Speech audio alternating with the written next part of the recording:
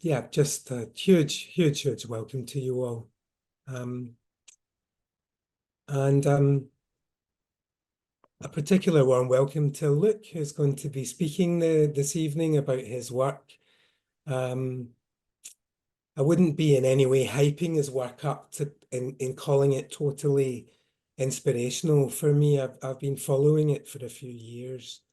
And as a youth, Luke was driven towards elite sport, and he was capped for England rugby under 18s. And then he went on to study law and specialised in law and community leadership, moving towards managing social care projects of various kinds, and specifically helping people with learning disabilities, autism, and complex mental health issues to live independently in society. And then look, dedicated 10 years to mindfulness, making it as accessible as possible to a variety of communities. And this dedication to mindfulness included founding Mindful Peak Performance, and returning to the elite sport world, and also working with leadership teams, and also co-creating with young people an approach called BAM, which combines boxing and physical training with mindfulness as a new access point into mindfulness practice. And the BAM initiative won the first ever Mindfulness Innovation Award here in the UK and serves as a beacon in mindfulness innovation still. There'll be an opportunity through the chat to ask Luke questions in the later part of the sessions. And meanwhile, I'm not going to say any more. I'm going to hand over to Luke and to say more about the initiatives he's been involved in, from boxing gyms to boardrooms. So over to you, Luke. Thank you, Andy. I'm just going to check the slides are sharing. Thumbs up, somebody, if you can see. Yeah, cool. Okay, so thank you for the meditation, Andy, and also for the warm introduction. So what we're going to do, if I can get the slides to move on, yeah. I'll give you a little overview of what we're going to cover. So I'm going to give you some context on my personal journey so you can see where I've been and how I've essentially had to make mindfulness accessible to myself. And in that process, taken mindfulness out into different kind of communities and worlds, and had a sort of a journey of co-creating different ways to create different access points for for 3 different communities, for elite sport leadership teams and disadvantaged young people. I'm going to weave in a couple of practices, and in those practices, take a pause, see if you've got any questions or any kind of anything's bubbling up that you want to kind of ask me throughout this whole process, and put it in the chat box. And if it doesn't get answered at the end, I will answer it at some point. So really want to hear what you've got to say. So we're going to start by taking a bit of a step back into my life, so you can see where the origins of particularly BAM and my work in the sports world have come from. So this is a pair of glasses that I, as a 5-year-old, used to wear. So when I was 5, I was well, the word at the time was statemented. I don't know what the correct word is now, but statemented with dyslexia, and I had quite severe dyslexia and dyspraxia from 5. And I was taught one-to-one right the way through primary school and quite a lot of secondary school. And I've got a very vivid memory of wearing these glasses in the photocopier room, and just in a way just feeling very shy and very embarrassed and very kind of isolated from my cohort of primary school friends in a way. So I had this thread of my kind of education and life where I was taught one-to-one and had my own very particular way of learning, and that created a real shyness, but also quite a tenderness inside me of not really feeling quite confused and not really part of the mainstream classroom. And that kind of went on until I was about 11. Well, it sort of carried on all my life in a way, but when I was 11, I set on a quest with 4 other people to play rugby and to play it at a high level. We all wanted to play rugby for England, and it became my kind of life goal.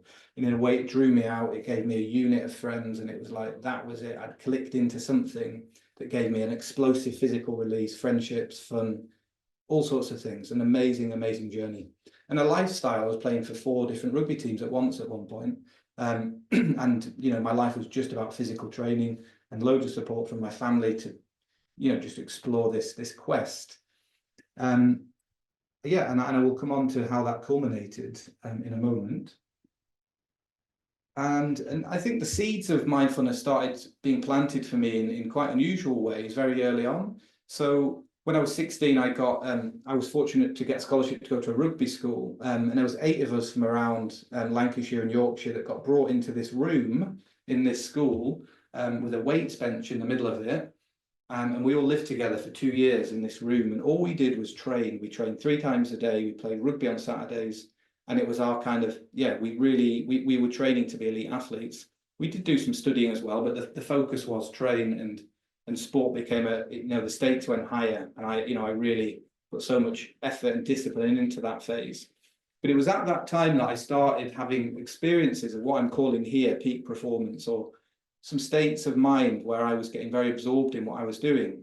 So I was finding that with sport, rugby, I had a very physical kind of flow state in the sports world, they kind of refer to it. But I was given permission at this time, which I'm very grateful for. I feel very heartfelt when I say this. My art teacher told me not to come to class, but to take the art department keys and come back in the evenings and paint. I had a real flair for like very raw abstract paintings, and I just wished to go in there in the evenings, put these massive boards up on the wall, and just make these huge abstract paintings. And I did that for 2 years. I didn't follow the curriculum, and I just got given permission to just express myself. And in those moments, I was completely absorbed. Like with rugby, when I was training or kind of at my kind of best with that, I was kind of just in this state of mind that I wasn't thinking about the past, the future. I was just there. It was very cathartic and very, it was a very important time in my life. And then this, what looks like quite a random logo, Morrison's. I was also an administrator at Morrison's on a Sunday. So we would play rugby on Saturday, usually quite hungover. On a Sunday, I would be an administrator at Morrison's, and I would sit there in the office. And I used to get into these, I used to recollect memories from my past, times where I was particularly happy, and hours would just go by in this very absorbed state of mind, very flow state. And it just really intrigued me, like something, mindfulness was sort of calling to me at a very early age. I didn't really consciously know it, but I'd found it in these areas. I lost my job at Morrison's because I wasn't a very effective administrator.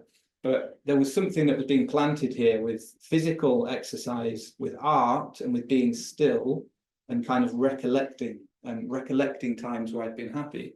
So this was actually a really important time for me. And now it's very, very clear what was going on.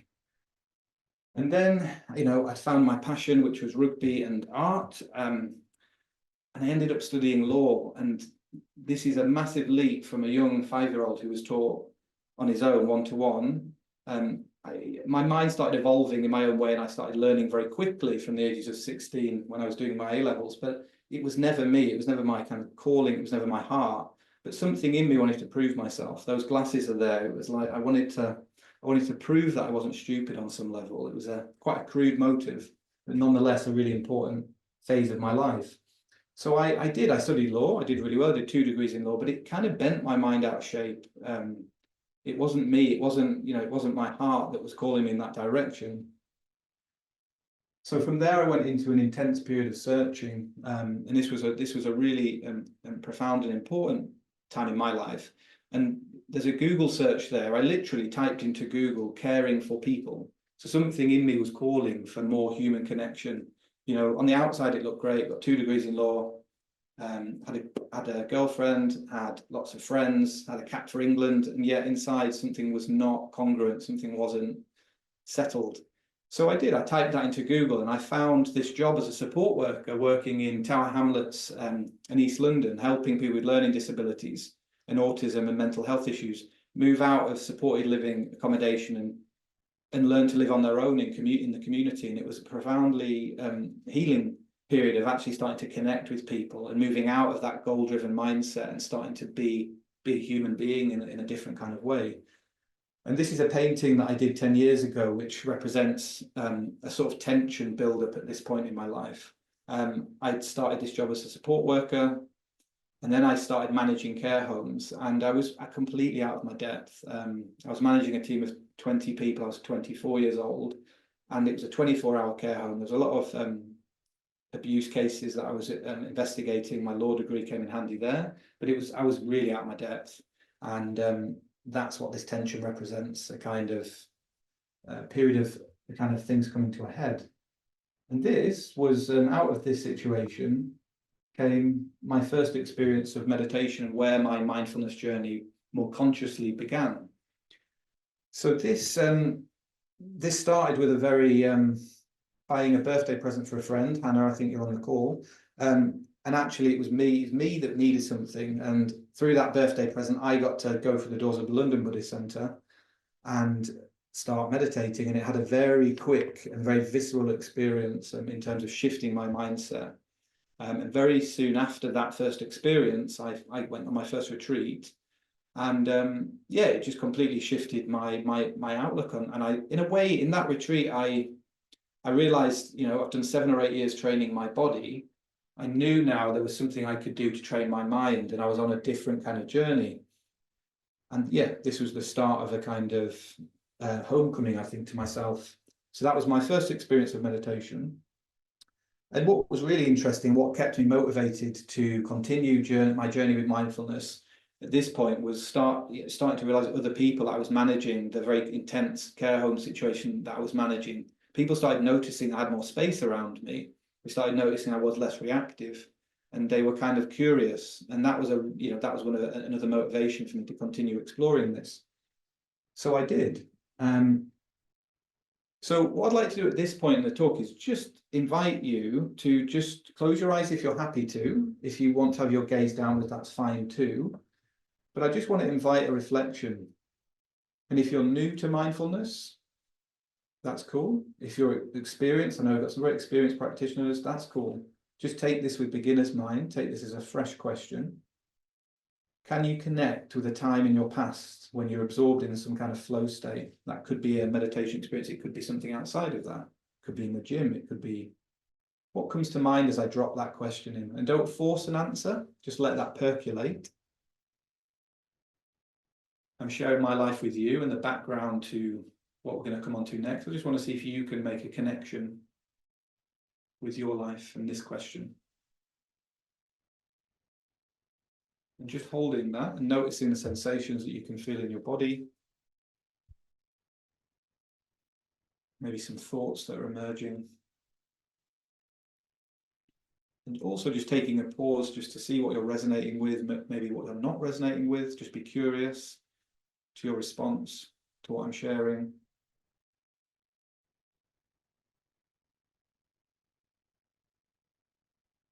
And the chat box is available to drop questions in at any point. I'm just going to ask you to hold that for another few seconds to create this pause.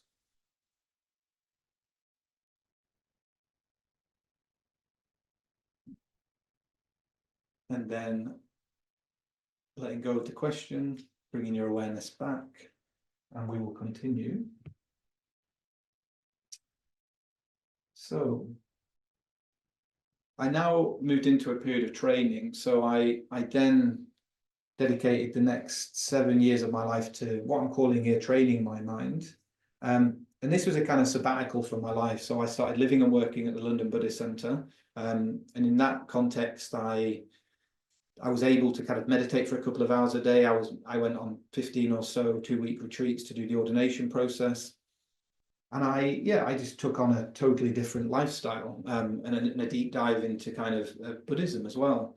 So I kind of like really sort of went for it.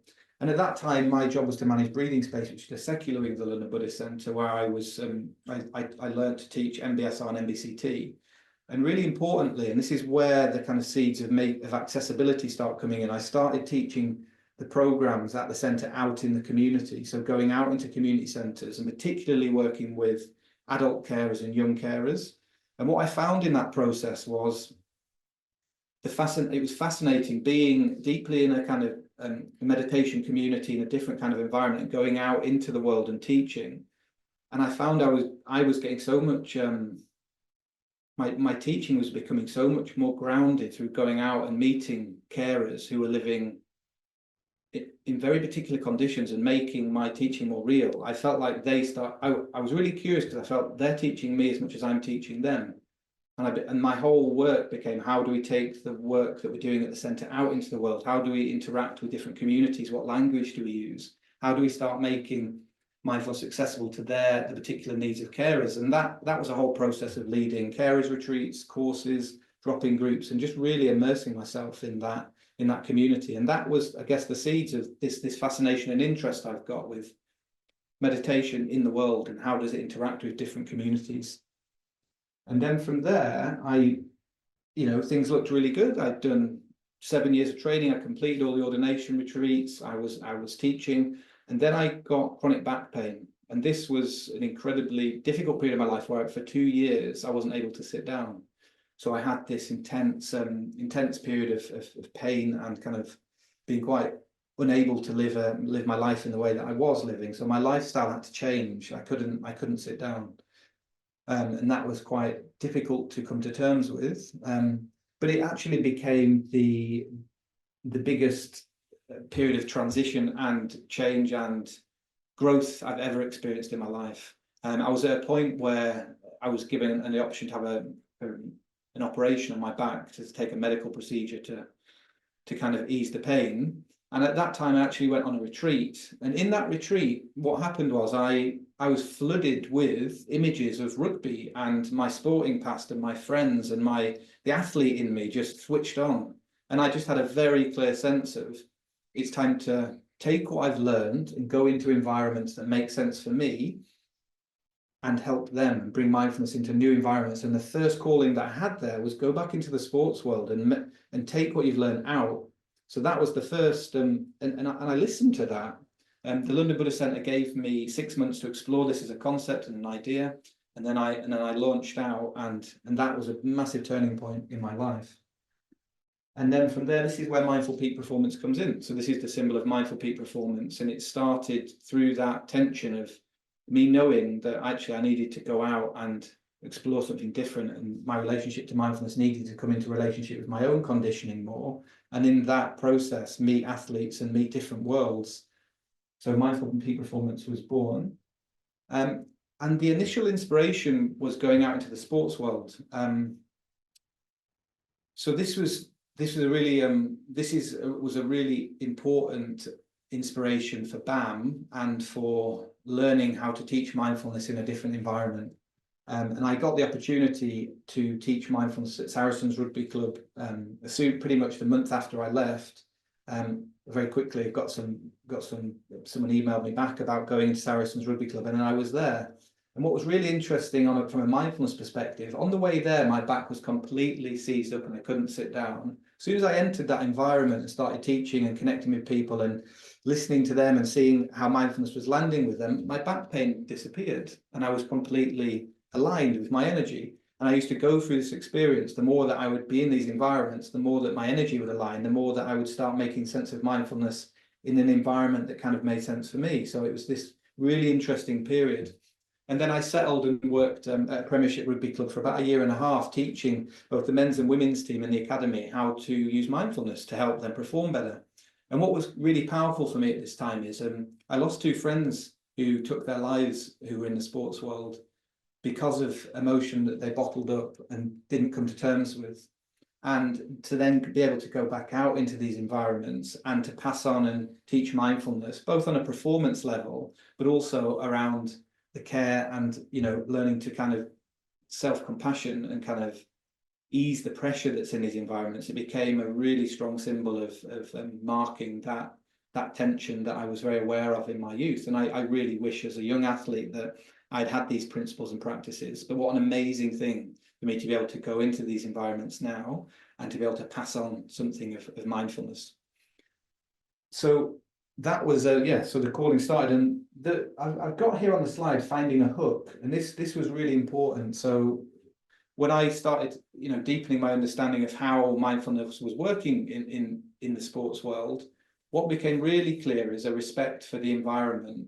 And that meant having lots of conversations about the language we're using, what's working. We started using things like mental muscle mass, learning to train the mind, and started to develop a bit of a dialogue and sort of co-produce how some of the frameworks and language we use landed with the players, just to see what makes sense, shortening some of the practices and really starting to listen to them. And this idea of the hook came in because I was working with an international athlete, rugby player, and mindfulness wasn't his bag. He was like, this is not working for me. But when I was curious, then I said, well, what is your bag? What happens when you're under pressure? He started describing fly fishing to me, and I was like, okay, well, what does that feel like? And that, as that description came through, I was like, that's kind of, that feels like a kind of flow state, and that could connect you into where mindfulness can take you. Mindfulness can help you work with things that help you move towards those kinds of states. So that hook of saying, what have you got in your life that kind of touches this? What's in your life that is connected to mindfulness? You're closer to it than you think, basically. That became an access point, not just for this person, but for all the athletes I started communicating with. That became a different way of kind of meeting people. Well, basically saying what's working for you, what's not, but where are the seeds of you feeling in flow, you feeling whole? And usually we've got the seeds somewhere. And that felt like a really good way of bridging people then into mindfulness principles and practices. So that was a very important learning from the sports world that then bled out into how we work in leadership teams. And now I want to move on to BAM, because working with athletes, what really kind of animated me was the fact that athletes tend to not be in front of screens every day. They're training, they're using their bodies, and I know this from my past and the way that I live my life. I do a lot of physical training. When I first meditated, it kind of affected my nervous system very quickly, and I think it was because I was doing a lot of physical training at that time. And I noticed with all the athletes I've worked with, they didn't need much intellectual convincing about the practices. They seemed to be able to tap into their nervous systems. Their parasympathetic nervous system would tend to respond very quickly to the practices. And that embodiment really fascinated me. And then I started to see like very physically active people meeting mindfulness in a way that made sense to them. It created quite a powerful access point. So that was in the back of my mind. And then I was also at this time posed a really powerful question by a young person who basically said to me, when I was teaching mindfulness in a school, how is this going to help me if I've got a gang trying to tell me to stab somebody? So he posed me a really direct question, and I didn't know what the answer was, and I was stumped. So in my mind, I had this question: how am I going to make mindfulness accessible to this young person? And then in my mind, I also had athletes seem to be receiving this really well. When you listen to their lives and you start to connect it to physical training and develop a different language, and these two things then brought forward the idea of BAM, which is boxing and mindfulness. The idea of, well, what happens if we go out into boxing gyms and we start bringing mindfulness principles and practices into relationship to physical training, boxing training, and what happens there? And this sparked off a whole new journey. And by this time, I had no chronic back pain. I've not had any pain in that part of my back for the last 7 or 8 years. And as soon as I started this piece of work in the sports world and BAM started emerging, it's just the pain disappeared. Now, that's another talk to go into what that was about. But there was something in that. There was an injury there, but there was something in that about aligning with my purpose and finding a way to make mindfulness accessible to myself and the athlete within me. And in this process, I was learning how to affect other people. So the BAM journey began, and it began in a really interesting way. The first session we ever ran was a community centre in Leighton. Nobody turned up to the session.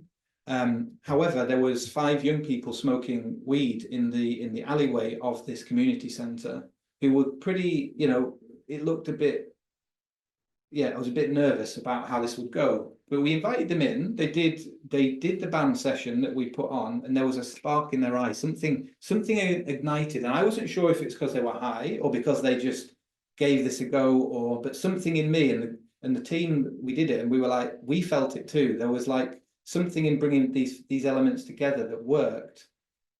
And that gave me the confidence to then take the next steps. And that was to then deliver around the corner, there's a boxing gym, and we delivered an 8-week course.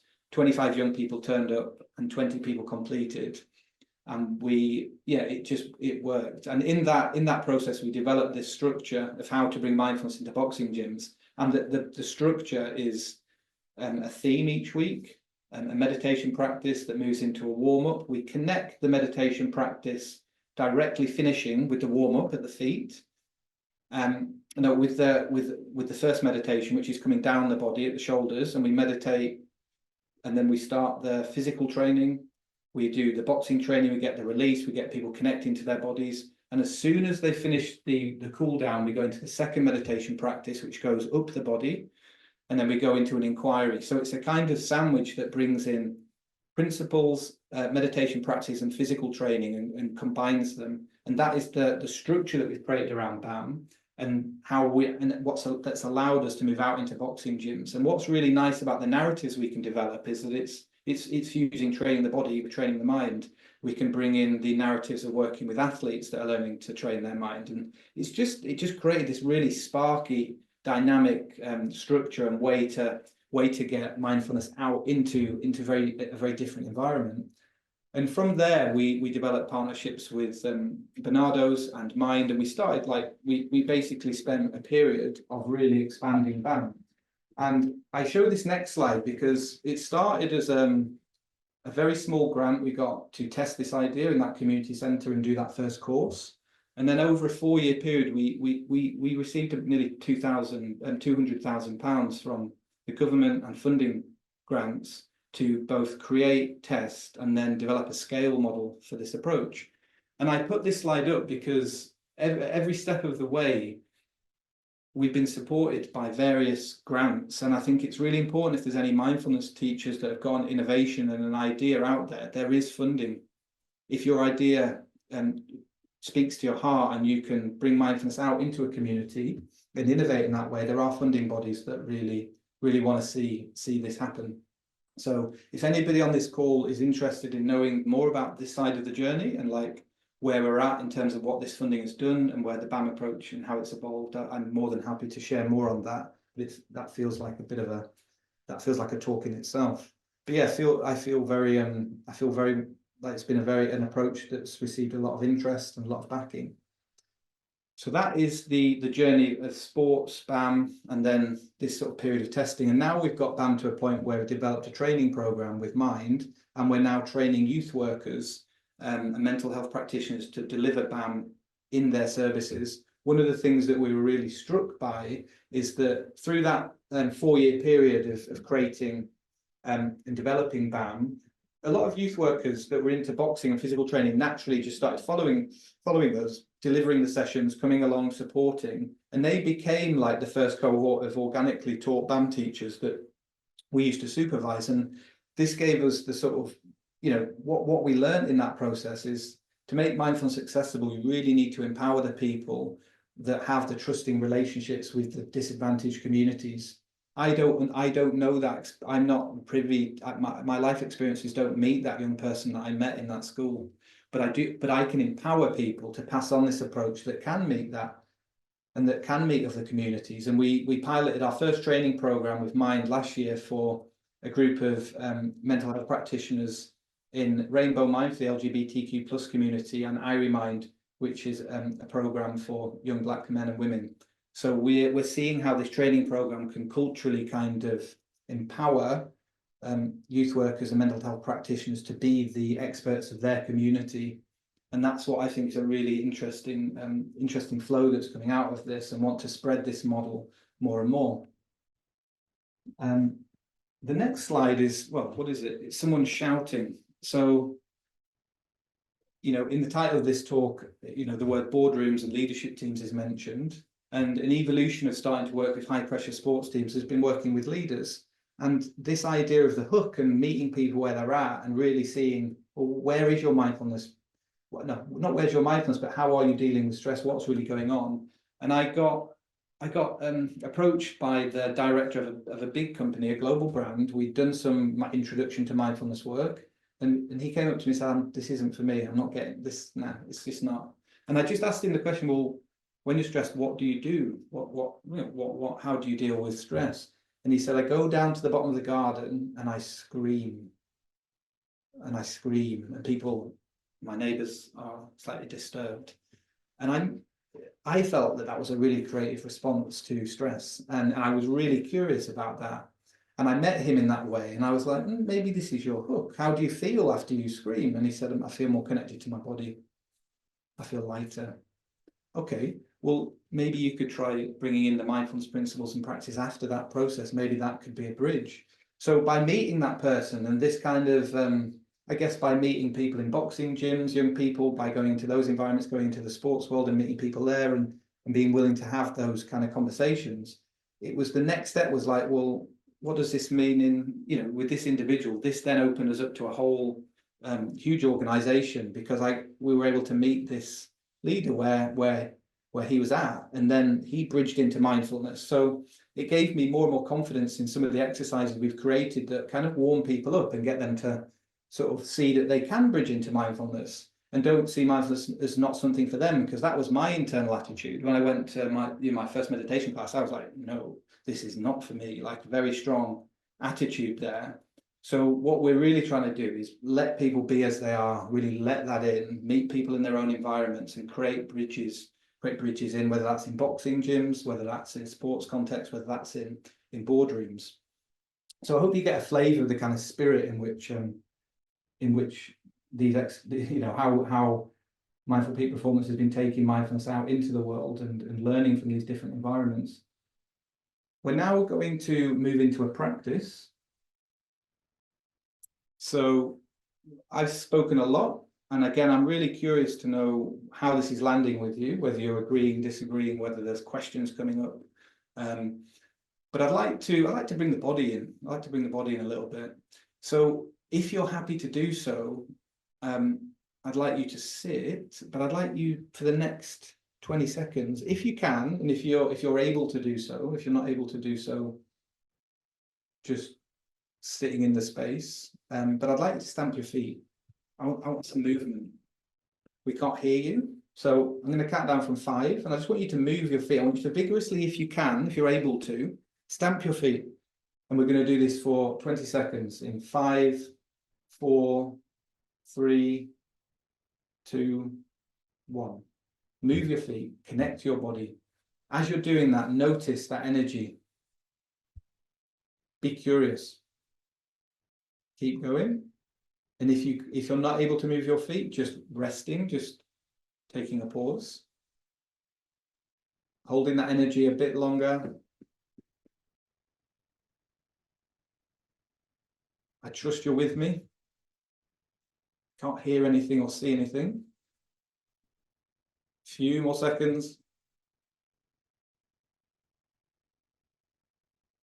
5, 4, 3, 2, 1. Pause. And then bring your awareness down into your feet. Notice the sensations that you can feel. Hold your awareness there.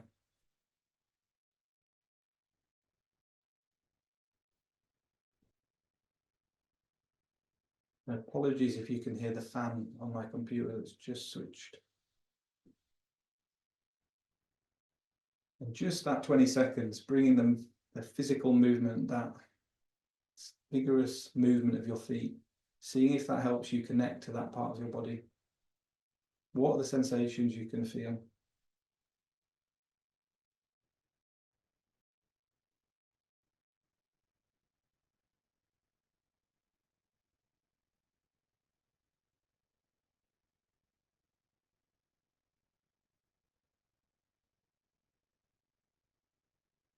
And then we're just going to trace our awareness up the body.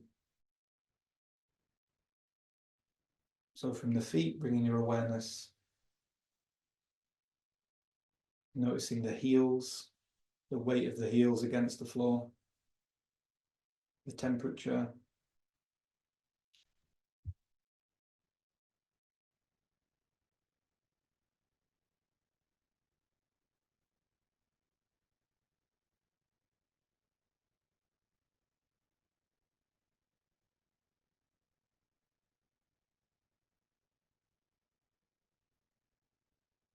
And then to the kneecaps.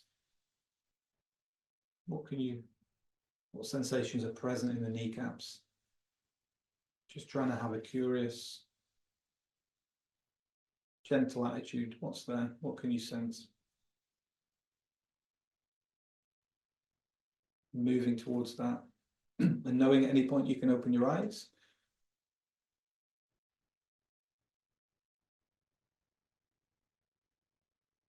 And just holding there for a moment.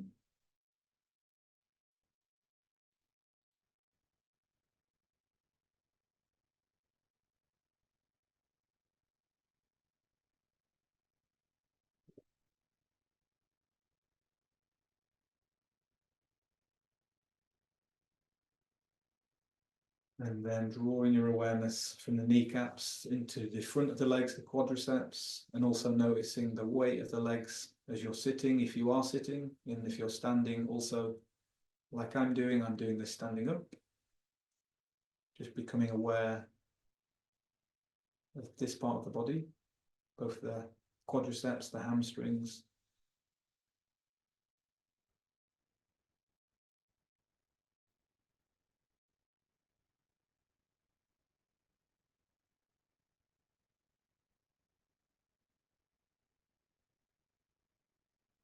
And then as we move towards the upper body, we're going to now focus on the stomach. So being curious what you can sense in this part of the body. Maybe some pleasant sensations, some unpleasant, some neutral. So just seeing where you are. At any point you can open your eyes. Just encouraging you to lightly just drop in and tune into the stomach. And again, exploring any sensations that are present. And as thoughts might emerge, noticing, allowing, and then dropping back into the sensations of the stomach.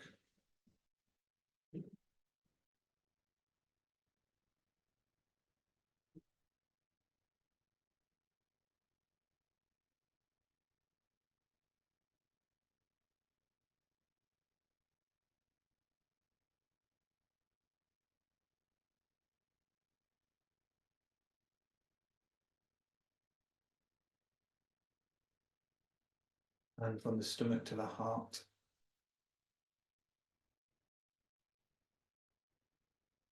Powerful organ in the body.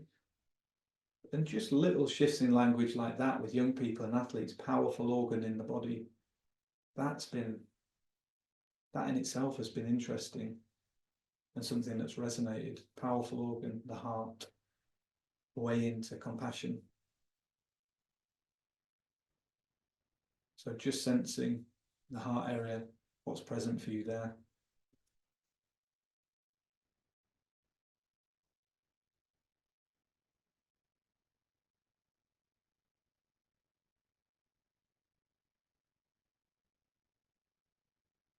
And then broadening your awareness to include sounds that you may be able to hear in your immediate environment.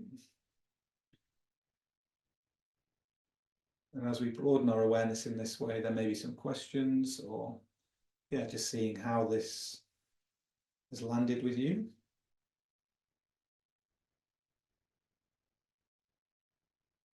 And then when you're ready, opening your eyes.